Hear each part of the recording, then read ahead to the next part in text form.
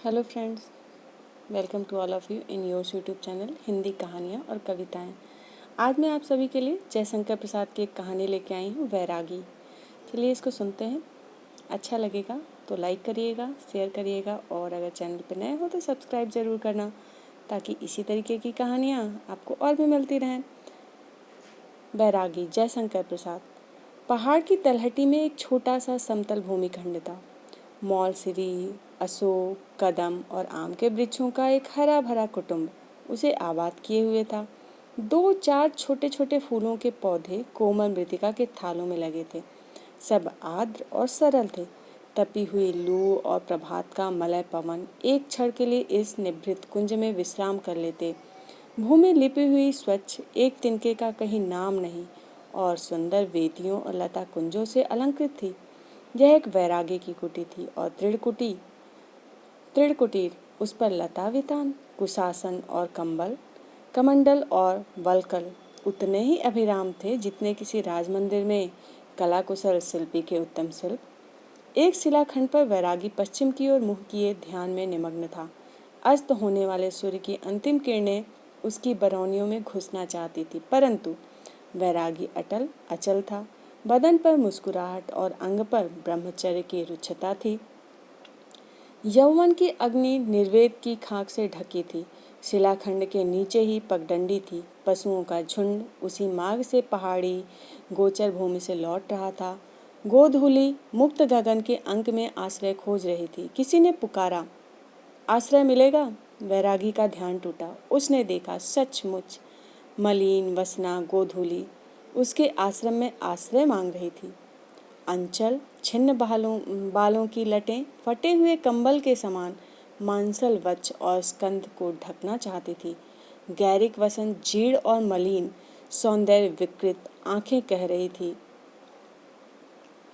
उन्होंने उमंग की रातें जगते हुए बिताई हैं। वैरागी अकस्मात आंधी के झोंके में पड़े हुए वृक्ष के समान तिलमिला गया। उसने धीरे से कहा, स्वागत अतिथि, आओ।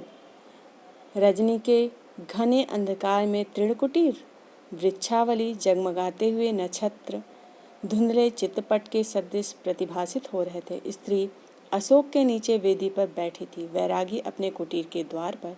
स्त्री ने पूछा, जब तुमने अपना सोने का संसार पैरों से ठुकरा दिया, पुत्र मुख दर्शन का सुख, माता का अंक, यश विभव सब छोड़ दिया, तब तुच्छ भूमिखंड पर इतनी ममता क्यों?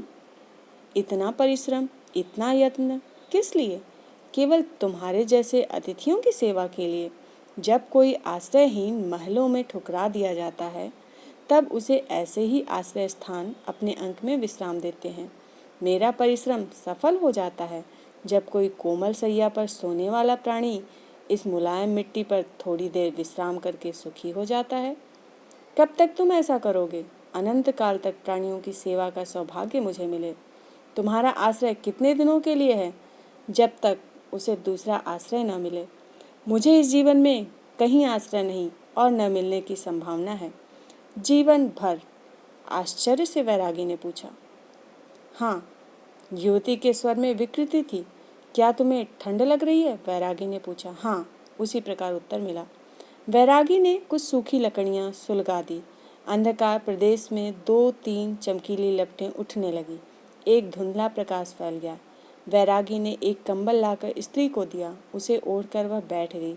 निर्जन प्रांत में 2 व्यक्ति, अग्नि प्रज्वलित। पवन ने एक थपेड़ा दिया। वैरागी ने पूछा, कब तक बाहर बैठोगी? रात बिताकर चली जाऊंगी, कोई आश्रय खोजूंगी, क्योंकि यहाँ रहकर बहुतों के सुख में बाधा डालना ठीक नहीं। इतने समय के लिए कुटी में क्यों आऊं? वैरागी को जैसे बिजली का धक्का लगा।